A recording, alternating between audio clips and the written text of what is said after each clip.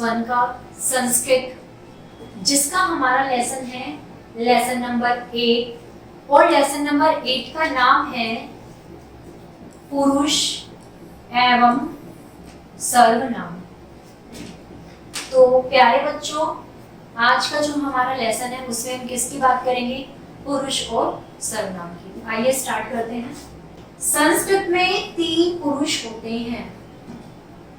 संस्कृत में कितने पुरुष होते हैं? 3 पुरुष होते हैं। वो 3 पुरुष कौन कौन से होते हैं? प्रथम पुरुष, मध्यम पुरुष और उत्तम पुरुष। तो प्यारे बच्चे, सबसे पहले हमने क्या चीज पढ़ी है कि संस्कृत में कितने पुरुष होते हैं? 3। पहला प्रथम पुरुष, दूसरा मध्यम पुरुष, तीसरा उत्तम पुरुष। अब ये प्रथम पुरुष क्या है? प्रथम पुरुष जिसके विषय में कहा जाए, जैसे वह, वे लोग, राम, रमा आदि। प्रथम पुरुष कौन होगा? जिसके विषय में कहा जाएगा, जैसे कि मैं भी हो सकती हूँ, वो कोई और लोग भी हो सकते हैं, राम भी हो सकता है, सीता भी हो सकती है, गीता भी हो सकती है, कोई भी हो सकता है। दूसरी हम बात करते हैं मध्यम पुरुष। अब ये मध्यम पुरुष क्या है? जिससे कहा जाए, ध्यान देना प्यारे बच्चों, जिससे कहा जाए, जैसे तुम दोनों, आप लोग आदि। यानी कि मध्य पुरुष में क्या होगा? अपनी बात को किसी से कहा जाएगा, यानी कि जिससे कहा जा रहा है। मैं अपनी बात को जिससे कहूंगी वो हमारा क्या होगा? मध्य पुरुष होगा। जैसे तुम की बात हो रही है, वो 2 लोग भी हो सकते हैं, आप और आप लोग। अब बात करते हैं उत्तम पुरुष की। किसकी बात करते हैं?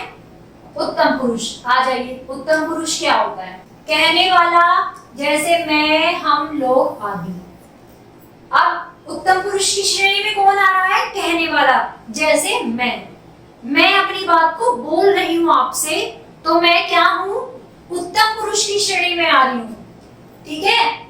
और मध्यम पुरुष की श्रेणी में कौन आ रहे थे? जिससे हम अपनी बातों को कह रहे हैं और जिसके बारे में कही जा रही है, वो हमारा क्या था? मध्यम पुरुष। चलिए अब हम पढ़ते हैं सर्वनाम। शब्दों के स्थान पर जिन शब्दों का प्रयोग होता है उन्हें सर्वनाम कहते हैं, जैसे वह, वे, तुम, तुम्हारा, मैं, हम आदि। अब मैं आपको बताती हूँ उसका सबसे बेस्ट एग्जांपल क्या है। देखिए, संज्ञा शब्दों के स्थान पर जिन शब्दों का प्रयोग होता है उन्हें सर्वनाम कहते हैं। अब मैं लिखती हूँ, एक गाय का निबंध है। गाय घास खाती है। प्यारे बच्चों, इसमें जो गाय है वो क्या है? संज्ञा। अब मुझे लिखना है फिर से, गाय दूध देती है,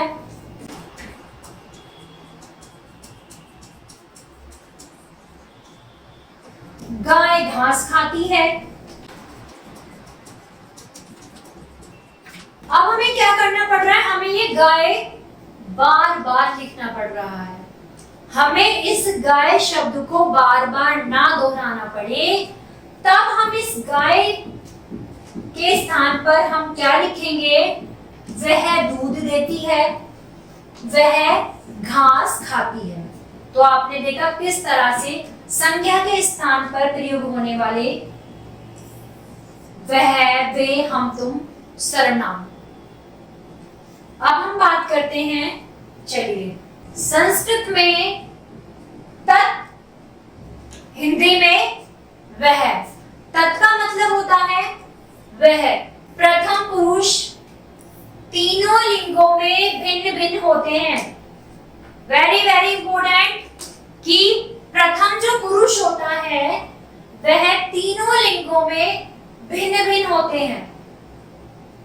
चलिए बात करते हैं सबसे पहले पुल्लिंगम, एकवचन, द्विवचन, बहुवचन। सा, मतलब वह, ते, वे दोनों, ते, वे सब।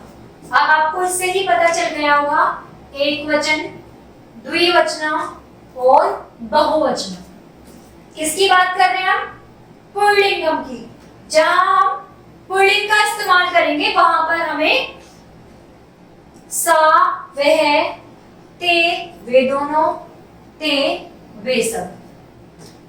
अब बात करते हैं स्त्रीलिंगम। स्त्री में जैसे हमने यहाँ एक वचन में सहा पढ़ा था, स्त्री में क्या हो जाएगा? सा, लेकिन मतलब क्या है? वह। दोनों में ही हिंदी का अर्थ समान है, वह, लेकिन हमारा संस्कृत बदल गया।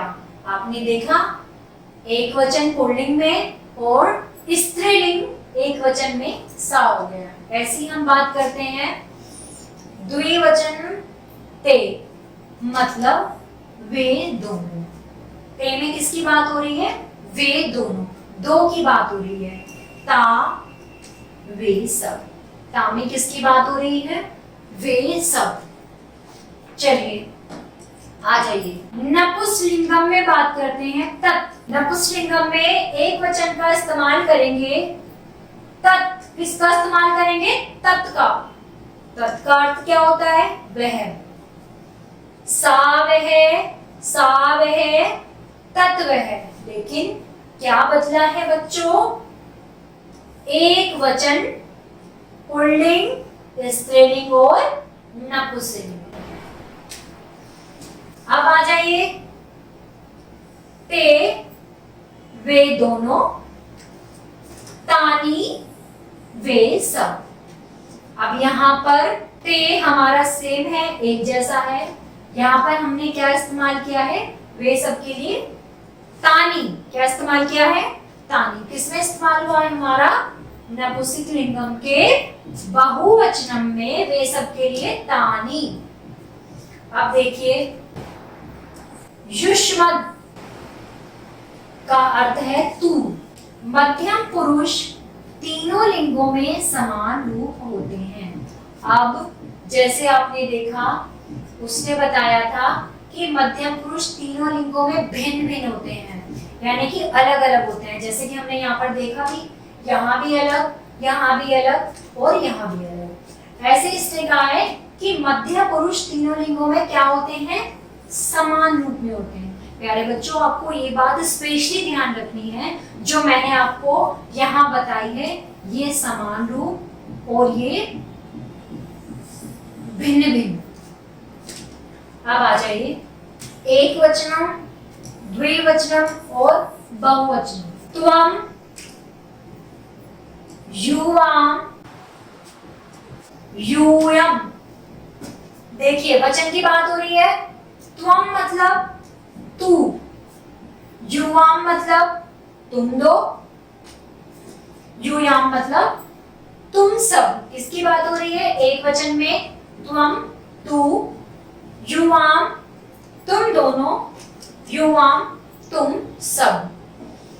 उदाहरण दिया था मैंने आपको, एक वचन में एक की बात होती है, द्विवचन में दो की और बहुवचन में तीन या तीन से अधिक की। अब बात करते हैं हम अस्मत्, मैं को संस्कृत में क्या है? क्या बोलते हैं? अस्मत्। उत्तम पुरुष तीनों लिंगों में समान रूप होते हैं। अब देखिए, उत्तम पुरुष की बात की जा रही है कि जो उत्तम पुरुष है तीनों लिंगों में समान रूप होता है। उत्तम पुरुष का तीनों लिंगों में समान रूप होता है। जैसे मध्यम पुरुष का तीनों लिंगों में समान रूप होता है, ऐसे ही उत्तम पुरुष का तीनों लिंगों में समान रूप होते हैं। चलिए बात करते हैं एक वचनम, द्विवचनम और बहुवचनम। अहम मतलब मैं, आवाम तुम दोनों, वयम हम सब। तो देखिए, मैं को संस्कृत में क्या बोलेंगे? अहम तुम दोनों, आवाम, हम सब, वयम। तो प्यारे बच्चों, जैसे मैंने आपको ये वचन के बारे में बताया है, मैं आशा करती हूँ आपको ये वाला पार्ट समझ में आया होगा। धन्यवाद।